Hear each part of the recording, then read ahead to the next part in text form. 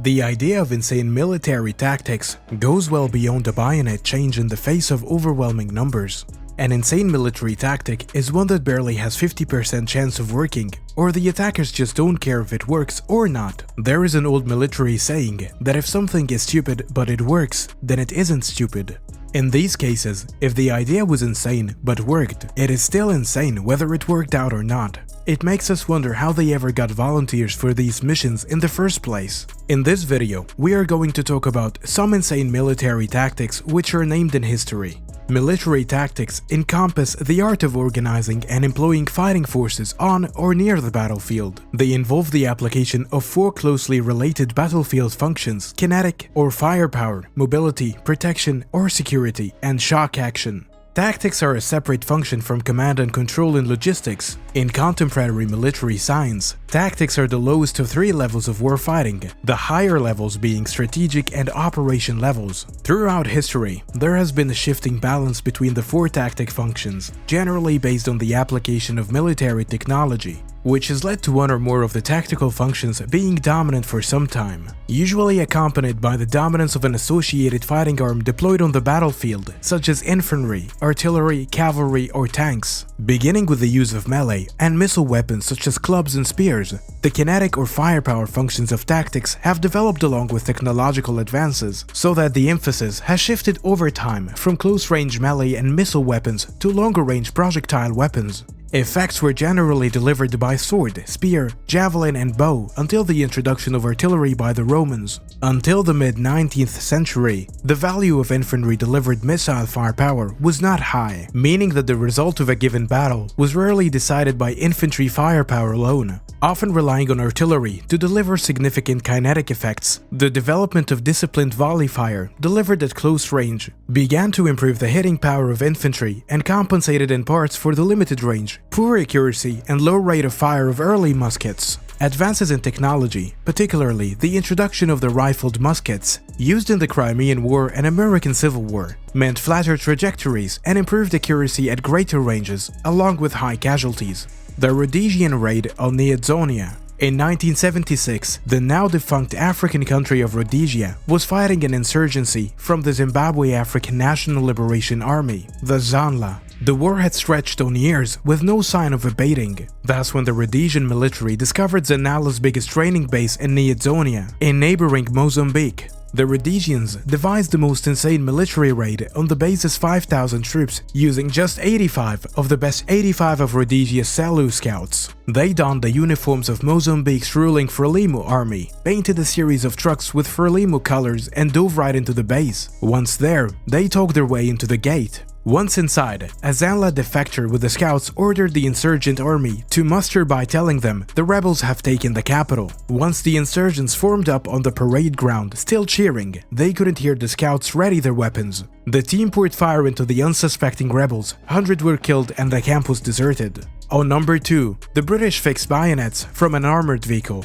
A bayonet charge is never easy and never has been, but it takes some real fortitude to pull one off from the hulk of an inoperable warrior armored fighting vehicle. British Corporal Brian Wood was leading a squad of infantry in a relief column near Amra in Iraq in 2004. His vehicle was disabled by RPG fire in an ambush. More than 100 insurgents were targeting him and his men. Inside, Corporal Wood realized they had to either break out of the vehicle or they would die waiting for help. He ordered his men to fix bayonets, then popped the door open into the hail of bullets and RPGs. The 6 British soldiers pounded to safety, stopping only to shoot and protect the others. They reached the fixed position and charged over it. It gave the crew of the Warrior AFV to get their guns back in order and disperse the ambush, and no one British soldier was killed. On number 3, Persians attack Egypt with cats. The casualties of the battle aren't exactly known, but if historians of the era are to be believed, the Persians attacked and conquered Egypt, losing just 7,000 men in the process, while Egypt suffered an estimated 50,000 killed. It all happened at the Battle of Pelusium in 525 before Christ and was made possible by house cats. The legend goes that Egyptians believed the animal was sacred and would not harm the image of a cat, let alone an actual one. when Persian king Cambyses II rode into battle against the pharaoh king Psamtik III. He ordered his men to paint cats on their shields and carry them into battle. With this force coming at them, the Egyptians would not fight for the risk of harming the cats and were slaughtered. On number 4, Egypt uses water cannon tactics to destroy the Israeli earthworks. In 1967, Six-Day War, Israel captured much of the Sinai Peninsula and built massive earthen wall along the borders of the Suez Canal to impede the Egyptians' force from launching a surprise attack across the line. Known as the Bar-Lev Line, Israeli engineers believed it would take weeks and possibly a nuclear war to breach the defenses. Long story short, it didn't. Egyptian engineers created a series of water cannons to blast away the earthworks. They prepared for months, creating cannons powerful enough to clear out nearly 8,000 cubic meters of sand. When the Egyptian surprise attack launched in 1973, they cleared the Suez Canal in less than 2 hours. On number 5, the insane military tactics of wild weasels in Vietnam. In the skies over North Vietnam, American pilots' worst nightmare was North Vietnamese surface-to-air missiles. Communist SAM batteries were devastating to American air power during the Vietnam War, and something had to be done to locate and destroy the batteries. The problem was that they can only be found when active, and by then it might be too late for the bomber aircraft. The US Air Force developed the Wild Weasel concept in response. Simply put, US F-4 Phantoms would goad the SAMs into targeting them and relay location information to a Weasel teammate who would tag and kill the SAM site. It was an incredibly dangerous but effective way of locating them, leading Wild Weasel squadrons to adopt the motto YGBSM, or "You gotta be shitting me." On number 6, inferior technology. Bringing a knife to a gunfight is ill-advised, and the same goes for spears and arrows, as many nations learned when Europeans decided to go exploring. So it seems odd that during World War II, the Russians chose to use biplanes on the Eastern Front when Luftwaffe had so much more advanced tech. When the Polikarpov P-2 biplanes were entrusted to the Night Watches, a brigade of women bombers, at first, they were given inferior technology because they are women. They soon proved themselves, with many flying over 1,000 missions by the end of the war. There was one secret to their success. The speedy German Me-109s were unable to decelerate and hit the slow-moving Po-2 planes without stalling. Though they could carry 2 bombs each, their wooden frames made them undetectable to radar, and they remained some of the only Soviet aircrafts to be able to survive the skies during the German occupation. And they were flown by schoolgirls with around 4 hours of training. The Flying Camels. Patience is one thing, but setting fire to your camels, your only means of escape, is quite another.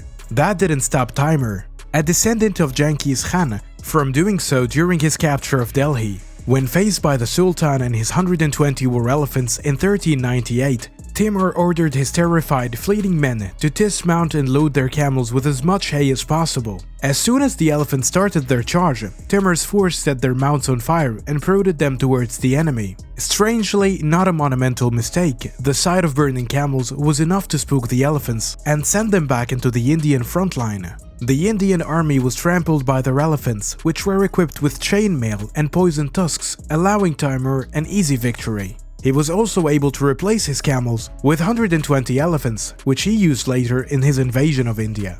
On number 7, ice. If there is one thing history has taught us, it's that if you invade Russia during the winter, you're going to have a bad time. The Teutonic Knights weren't immune to this rule. The Crusaders were far more equipped than the Russians. With full plate mail and armored horses, the Russians would have been easily beaten in a straight fight. So they retreated over the frozen lake Pepius and then turned around to face them, hoping the lake would slow the enemy down. The overeager knights followed them, not realizing that the ice would be unable to hold their armored way. According to reports, the Crusader ranks were in chaos, slipping and breaking through the ice while fighting the armored Russian infantry. The eventual archer bombardment led to a full retreat of the Teutonic Knights. Hope you enjoyed the video. Do like this video and don't forget to subscribe to the channel and hit the bell icon for future updates.